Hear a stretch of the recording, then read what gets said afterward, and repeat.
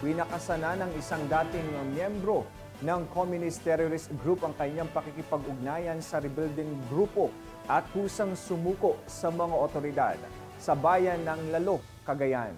Ipinapakita nito ang patuloy na pagbubukas ng pamahalaan sa mga individual na nagnanais na magbagong buhay at makatulong sa pagsulong ng tunay na kapayapaan sa ating bansa.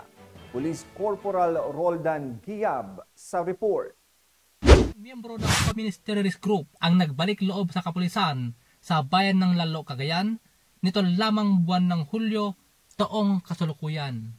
Kusang sumuko si alias Kamay, 61 taong gulang, magsasaka at residente ng nabanggit na lugar upang linisin ang kanyang pangalan sa pagsanib nito sa makakaliwang grupo. Sa ating mga kapulisan kasi may programang ang ating gobyerno regarding sa mga surrenderies natin. Kasi may mga offer ang ating gobyerno, nagbibigay sila ng mga assistance, trabaho.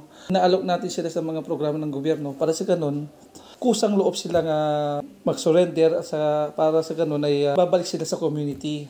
Lumabas sa investigasyon ng PNP Lalo noong taong 1985 na kumbinsi siyang umanib ni alias Kaliway, pinuno ng samahang unit propaganda dahil sa pangakong bibigyan sila ng libreng edukasyon at payapang pamumuhay. Matapos ang 15 araw na pagsasanay sa kabundukan, naging opisyal itong miyembro ng makakaliwang grupo.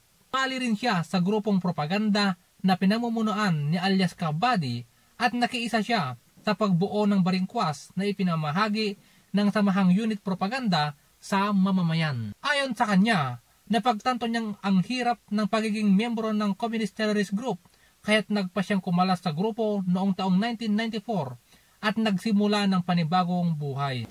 Ating mga kapatid dyan, isang Pilipino lang tayo. Kumbaga, isa lang ating hikakin natin dapat ang magtulungan sa ating gobyerno. Sa mga mamamayan dyan na pilit na ng mga kaibigan natin sa kabila na yung mga programa nila o yung mga pinaglalaban nila ay hindi siya totoo. Kasi ang gobyerno natin, napakaganda ng mga programa para sa kanila, sa ating mga mamamayan.